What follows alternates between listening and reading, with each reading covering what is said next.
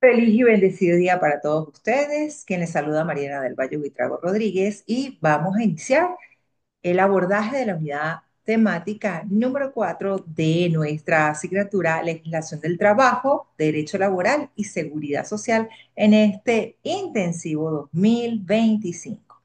Y para iniciar ya esta unidad temática, vamos a hacer la referencia a cuáles son los tópicos que vamos a abordar el día de hoy. El primero de ellos está relacionado con la figura de la determinación de la relación de trabajo.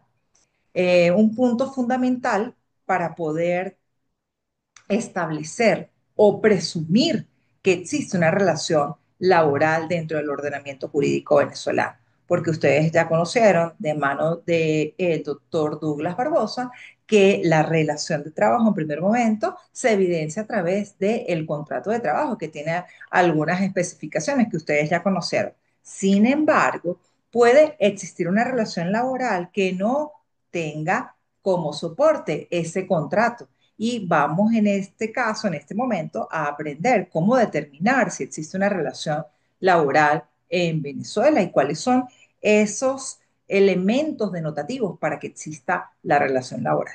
El segundo punto que vamos a abordar es la carga de la prueba en materia laboral.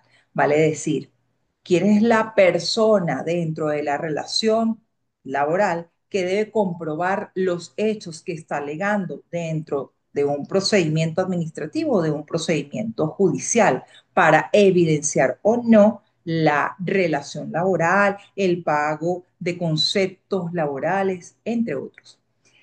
De seguida hablaremos de la sustitución de patronos y allí mencionaremos cuáles son los elementos necesarios que deben ocurrir para que efectivamente se dé la sustitución de patronos como lo está establecido dentro de la Ley Orgánica del Trabajo de los Trabajadores y las Trabajadoras y culminaremos esta unidad temática número 4 haciendo reflexión sobre la suspensión de la relación laboral. Indicaremos cuándo se presume esa suspensión, las causas de procedencia y los efectos o las consecuencias jurídicas que puede generar esta suspensión de la relación laboral. Y sin más preámbulos, vamos ya a sumergirnos en el desarrollo de esta unidad temática número 2. Al efecto, debemos iniciar mencionando el concepto de la determinación de la relación de trabajo. Fundamentalmente, para expresar un concepto que esté bajo el parámetro legal, necesitamos escudriñar dentro de la Ley Orgánica del Trabajo los trabajadores y las trabajadoras, que en su artículo 53 dispone lo siguiente: se presumirá la existencia de una relación de trabajo entre quien presta un servicio personal y quien lo recibe. De manos del doctor Douglas Barbosa, ustedes conocieron el documento que efectivamente hace comprobar la existencia de la relación laboral. Este es el contrato de trabajo. Pero en ausencia de este documento, nosotros pudiésemos presumir que existe una relación laboral o de trabajo entre una persona natural que en un momento determinado esté prestando un servicio personal a otra persona quien lo recibe y que a cambio de eso, pues le va a entregar un pago o una remuneración o salario. Entonces, bajo esta presunción legal, necesariamente tenemos que extraer cuáles son esos elementos denotativos que nos hacen presuponer la existencia o la determinación de la relación de trabajo cuando no existe, evidentemente, un contrato de trabajo.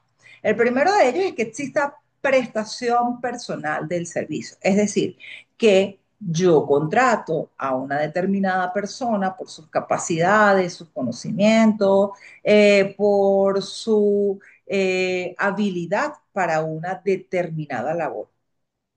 Ejemplo, contrato a una enfermera que tiene 50 años y que además dentro del ejercicio de su profesión es enfermera graduada, tiene 15 años en la Policlínica Táchira, en el Hospital Central y sabe efectivamente cómo agarrar una vía. Entonces yo necesito contratar a una persona que me agarre la vía en mi cuerpo. Entonces, en este caso, no voy a contratar a una persona que está aprendiendo porque esa persona evidentemente no tiene la habilidad, el conocimiento, la experiencia, como si lo tiene esta otra persona que acabamos de referir. Es una prestación personal del servicio, por lo tanto, la enfermera que hemos mencionado hace pocos instantes no pudiese en un momento determinado decir, mire, yo no puedo ir en este momento, pero como ya hemos tenido una relación laboral, yo voy a mandar a mi sobrina que está aprendiendo y yo le estoy enseñando. No, porque esa relación de trabajo se constituye en función de esa prestación personal del servicio basada en el conocimiento, en la experiencia, en la experticia de esa persona que estamos buscando. El segundo elemento es que haya una remuneración, es decir, que la persona que recibe ese servicio catalogado como patrono o como empleador debe entregar una remuneración a ese empleado, es decir, a aquella persona que está prestando de forma personal ese servicio. Esa remuneración, evidentemente, es mejor conocida como salario o remuneración. Que exista subordinación, es decir, que la persona de el trabajador reciba órdenes e instrucciones de el dueño o de el empleador o de la persona que haya dispuesto ese patrono para que indique esas órdenes o instrucciones para el trabajador. Entonces, esa subordinación puede ser de carácter jurídica o puede ser de carácter económica. Y efectivamente, el último de los elementos es que exista ajeneidad.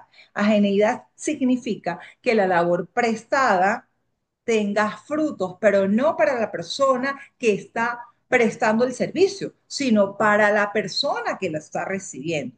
Porque si estoy prestando un servicio, estoy limpiando mi casa, evidentemente ahí no hay una relación de trabajo porque yo no puedo ser en ese momento empleado y patrón al mismo tiempo. Eso sería algo ilógico. Entonces, ¿qué implica que exista una presunción de relación laboral? Bueno, implica que no es necesaria la existencia de ese contrato laboral, porque esta relación se puede presumir siempre cuando existan estos elementos denotativos de la relación laboral. De seguida vamos a ver lo que es la carga de la prueba en materia laboral. Como les adelanté al inicio de este encuentro de carácter síncrono, la carga de la prueba no es otra cosa que un elemento eminentemente de orden procesal. Significa esto que aquella persona que quiera alegar un hecho, vale decir, que canceló íntegramente todos los conceptos de carácter laboral a un determinado empleado y que adicionalmente le ha dado vacaciones, pues tiene la carga de probarlo dentro de un procedimiento. Este procedimiento puede ser un procedimiento administrativo o puede ser un procedimiento judicial. Procedimiento administrativo cuando nosotros lo estamos instaurando dentro de la Inspectoría de Trabajo o el procedimiento judicial cuando estamos dentro de los tribunales del trabajo. Entonces, la carga de la prueba, en principio, se evidencia que aquella persona que está alegando un hecho debe comprobarlo, pero en el caso de la materia laboral, el principio de la carga de la prueba es muy especial. Por eso nos tenemos que referir a lo que establece la ley orgánica del trabajo. En esta ley orgánica procesal del trabajo, específicamente en el artículo 72, se establece que el empleador es decir, el patrón, tendrá siempre la carga de la prueba de las causas de despido y de pago liberatorio de las obligaciones inherentes a la relación de trabajo. Si él establece, dice, menciona, alega dentro de un juicio laboral que él efectivamente le pagó todos los conceptos que se le debían a el trabajador o que él evidentemente despidió con causa justificada a ese trabajador, es entonces allí donde la ley orgánica procesal del trabajo dispone que es él el que debe comprobar la veracidad de ese hecho. No le corresponde a el trabajador la obligación de comprobar esa carga de la prueba. Y esto está en vinculación, en concordancia con lo que establece el artículo 65 de la Ley Orgánica del Trabajo de los Trabajadores y las Trabajadoras, que dispone la presunción de la laboralidad. Y allí se dice que hay como una pequeña inversión de la carga probatoria. Es decir, si un trabajador afirma que existe una relación laboral con el empleador tal, el empleador debe demostrar todo lo contrario. Es decir, debe justificar que no existe la relación laboral o debe justificar que si lo despidió con causa justificada.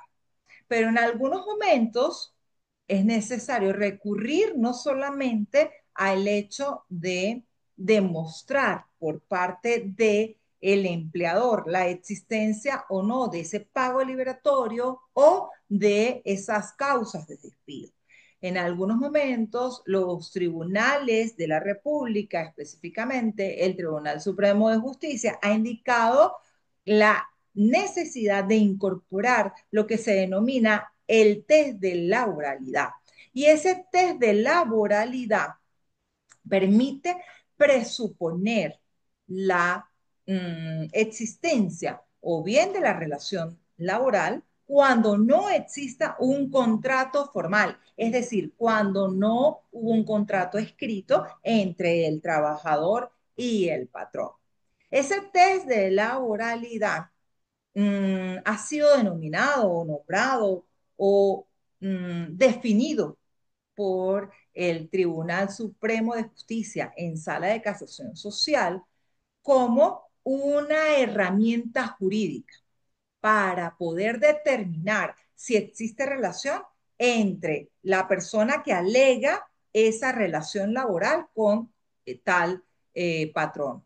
Incluso cuando exista de manera formal un contrato y se intente de forma fraudulenta tratar de disfrazar esa relación como una relación de carácter mercantil. Entonces, para evitar el fraude a la ley, el abuso de derecho, vamos a aplicar este test de laboralidad. ¿Y qué contiene el test de laboralidad? Bueno, el test de laboralidad permite evidenciar en algunos momentos si existe o no una relación laboral y por eso se evidencia la existencia de algunos patrones de preguntas. Entre ellos están la forma de determinar el trabajo. ¿Quién decide qué se hace, cómo se hace y cuándo se hace?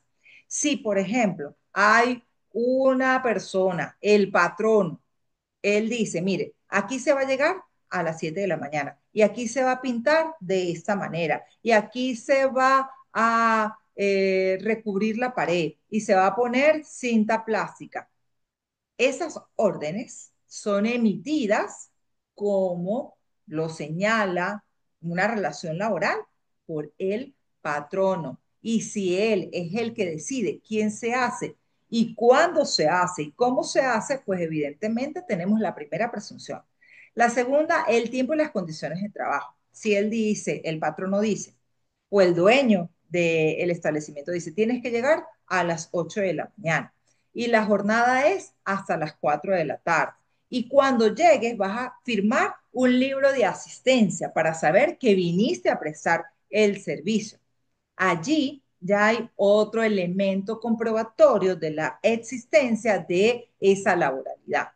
En cuanto a la forma de pago, se presume que si el pago es periódico, yo le cancelo de manera quincenal o de forma mensual. Allí, evidentemente, podemos evidenciar la existencia de esa relación laboral.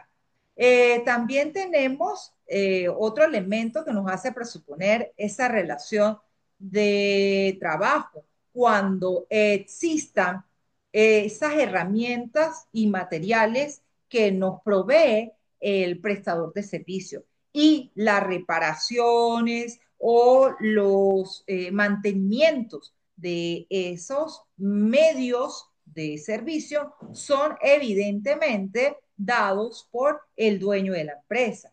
La exclusividad y la continuidad es otro elemento que forma parte del test de la oralidad. Es decir, si yo solamente trabajo para esa empresa, significa que no tengo otra relación laboral con otro tipo de empresa. La naturaleza del patrono, si realmente es una empresa operativa que paga lo que son las contribuciones para fiscales, los impuestos, las contribuciones, las tasas. Eso también hace suponer la existencia de la relación laboral y es uno de los ítems necesarios para la comprobación de la relación laboral bajo el test de laboralidad.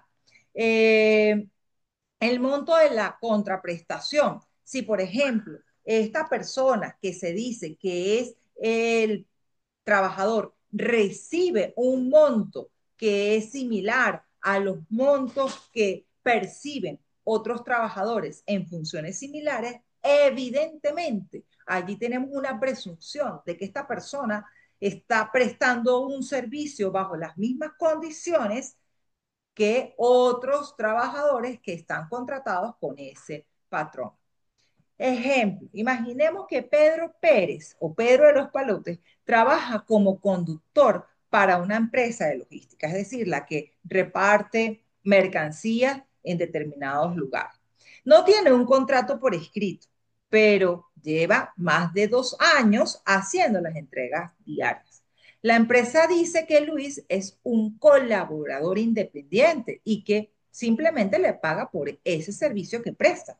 Si nosotros aplicamos el test de laboralidad, podemos evidenciar que Pedro de los Palotes, al ser un conductor de una empresa de logística, estaría evidentemente prestando un trabajo para esa empresa de logística. Primero, porque es la empresa la que decide para dónde va a ir Pedro de los Palotes, cómo va a ser las entregas, el horario en que Pedro de los Palotes va a llegar, si Pedro de los Palotes va a firmar o no va a firmar el control de asistencia. La empresa seguramente es la que le hace el pago, bien sea semanal, bien sea quincenal. Y Pedro de los Palotes va a estar bajo el control o la supervisión de una persona que es la encargada o el representante del dueño de la empresa. La herramienta que utiliza Pedro de los Palotes para la entrega de esos materiales o de esos bienes, evidentemente puede ser que sea un camión de su propiedad, pero si el camión es propiedad de la empresa de logística, es otra de las presunciones que evidencian la existencia de esa relación laboral. Y si el mantenimiento de ese camión lo hace la empresa y no de el peculio de Pedro de los Palotes, esto hace presuponer que existe una relación de laboralidad entre esa empresa de logística y Pedro de los Palotes. Y así podemos evidenciar con la aplicación de este test de laboralidad si existe o no esa relación laboral, aun y cuando no se haya suscrito un contrato de trabajo y aun y cuando el patrono quiera defraudar a el Estado venezolano y a ese trabajador, haciendo llamar esa relación de trabajo como un colaborador independiente. De seguida, vamos a reflexionar sobre otra figura importante dentro del derecho laboral, como es la sustitución de patronos. La sustitución de patronos ha sido definida dentro de la Ley Orgánica del Trabajo de los Trabajadores y las Trabajadoras bajo el contenido del artículo 66, que define que la sustitución de patrono o patrona existe por cualquier causa cuando se transfiera la propiedad o titularidad de una entidad de trabajo o parte de ella, de una persona natural o jurídica a otra, y continúen realizándose las labores de la entidad de trabajo aun y cuando se produzcan modificaciones. La entidad de trabajo ustedes ya la conocen porque evidentemente ya lo aprendieron con el doctor Douglas Barbosa en otros videos de carácter asíncrono. La entidad de trabajo no es más que una unidad organizativa que va a generar la producción de bienes o la prestación de servicios, que puede ser encabezada o bien por una persona natural o evidentemente por una persona jurídica. Y cuando existe por cualquier causa la transferencia de la propiedad o de la titularidad de esa entidad a otra persona y sigan manteniéndose la misma plantilla laboral y se siga realizando el mismo objeto social, pues existe sustitución de patronos. Y esto hace que se genere unas consecuencias de carácter jurídico que están dispuestas en el artículo 68 de la Ley Orgánica del Trabajo de los Trabajadores y las Trabajadoras. Estas consecuencias versan en el hecho de que la relación laboral existente entre el patrono A con toda la plantilla laboral no se afecta, se mantiene. Segundo, que existe una responsabilidad solidaria entre el patrono que está saliendo y el patrono entrante. Es decir, ambos patronos o empleadores siguen estando solidariamente unidos bajo la responsabilidad del pago de todos los beneficios económicos que deben recibir los trabajadores y que debe evidenciarse la protección de antigüedad que lleva toda esa plantilla laboral. Importante en este punto mencionar cuáles son esos tips para reconocer si existe o no la sustitución de patrón.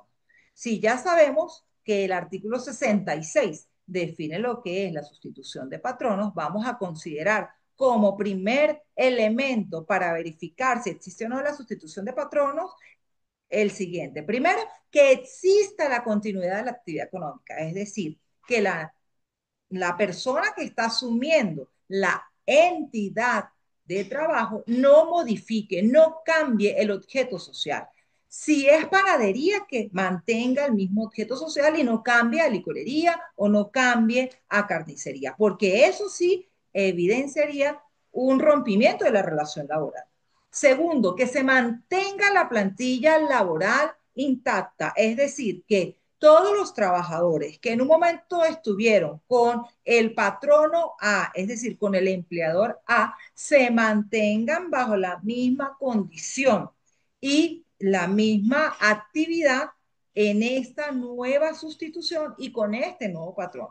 Y que ese cambio que se evidencia entre esa persona natural o jurídica hacia la otra, es decir, ese cambio de titularidad o de propiedad, sea por cualquier tipo legal como una venta, una cesión de derechos o un arrendamiento. Esas son las causas que permiten el cambio de la titularidad.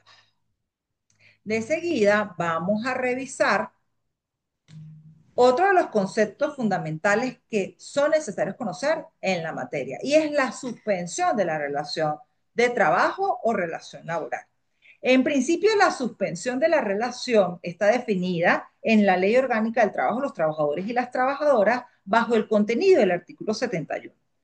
Esta definición establece que la suspensión de la relación de trabajo no va a extinguir, no pone fin a la vinculación jurídica existente entre el empleador o el patrono y el trabajador.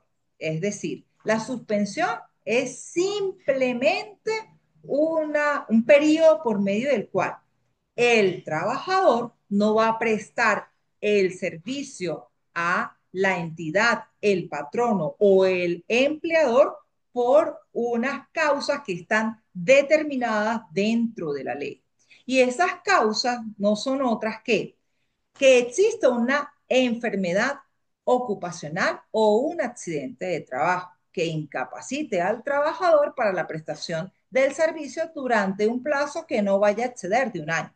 Ejemplo, tenemos a un trabajador que durante la jornada laboral tuvo un esguince, porque iba caminando, no se fijó y tropezó y tuvo un esguince. Entonces, eso puede generar un accidente de trabajo. Y como no puede seguir realizando la actividad a la cual se le habían comandado, porque está en una oficina que está en el 10º piso y no hay ascensores en ese lugar de trabajo, pues ahí se suspende la relación laboral hasta que este trabajador pues ya esté totalmente sano y pueda nuevamente restablecerse a sus funciones.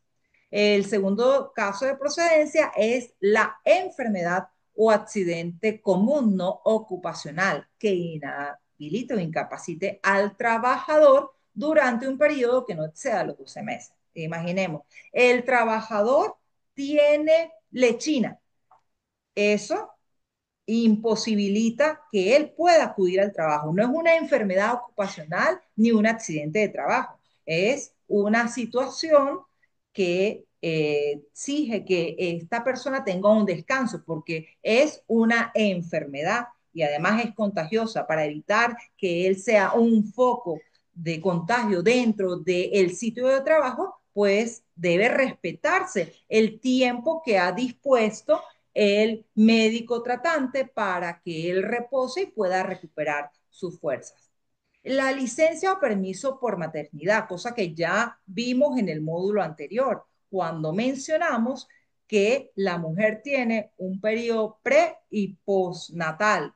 El pre es de 6 semanas y el post es de 20 semanas. Unidas todas son 26 semanas. Y en el caso del permiso, la licencia por paternidad, son 14 días desde el momento en que la persona del padre eh, tiene conocimiento de que nació su hijo o de que ha sido adoptado ese niño que va a conformar parte de ese núcleo familiar en donde él es padre.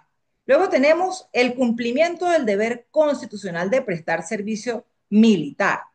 Si, por ejemplo, tenemos a un trabajador que tiene 19 años y esta persona debe prestar servicio militar por 3 meses, pues ese tiempo interrumpe o suspende la relación de trabajo hasta tanto y cuanto él termine de prestar el servicio militar.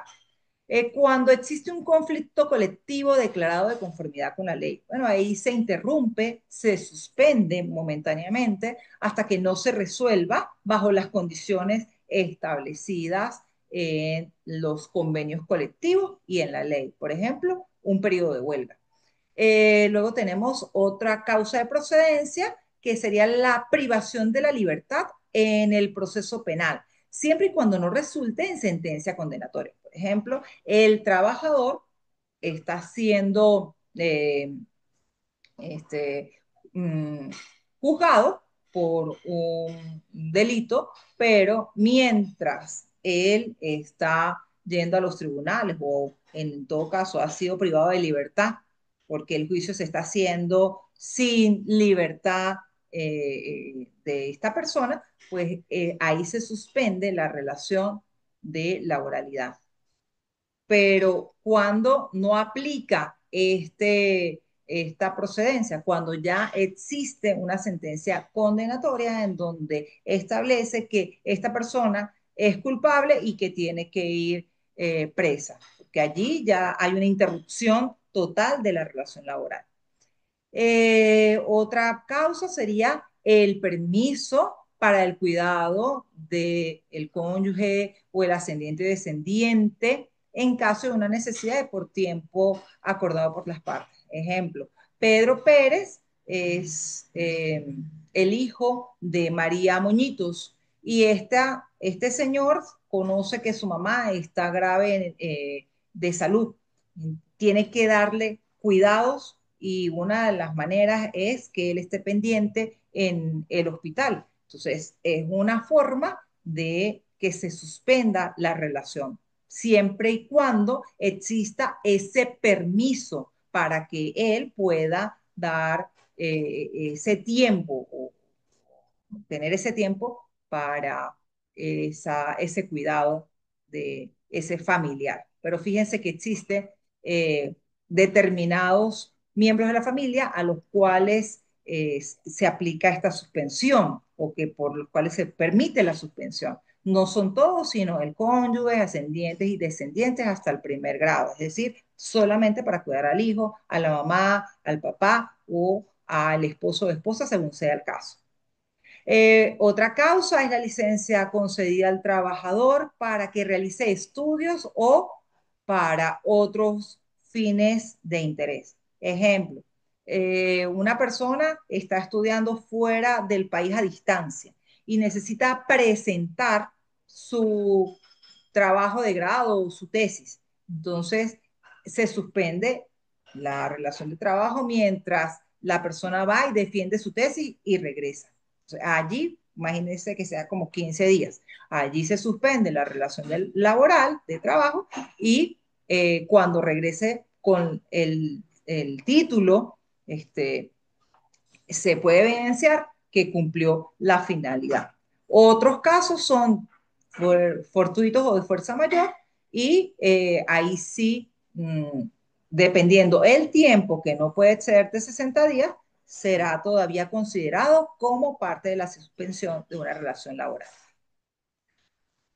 Ahora, importante que ustedes sepan, la relación laboral no se extingue por esa suspensión o que se evidencia alguna de esas causas. No pone fin a esa vinculación laboral entre el patrono y el trabajador. Por ello, el efecto jurídico fundamental es que, uno, no hay obligación de prestar servicio ni de pagar salario durante ese periodo de la suspensión y el tiempo de la suspensión en el que el trabajador no presta el servicio sí cuenta para la antigüedad del trabajo. Por ello, esta figura tiene relevancia dentro de la relación laboral y del mundo jurídico laboral en Venezuela, puesto que no se puede alegar que la suspensión del trabajo va a finalizar o a extinguir ese vínculo jurídico existente entre el trabajador y el patrono, ni tampoco que el tiempo en el que hubo la suspensión laboral no debe contarse para la antigüedad, porque efectivamente el efecto jurídico es que la suspensión del trabajo sí cuenta dentro del cálculo para obtener la antigüedad del trabajador.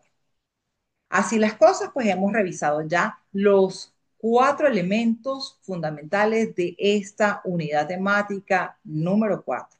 Recuerden hacer la actividad que está dispuesta para este módulo número 4 y nos vemos en el próximo video instruccional. Hasta luego.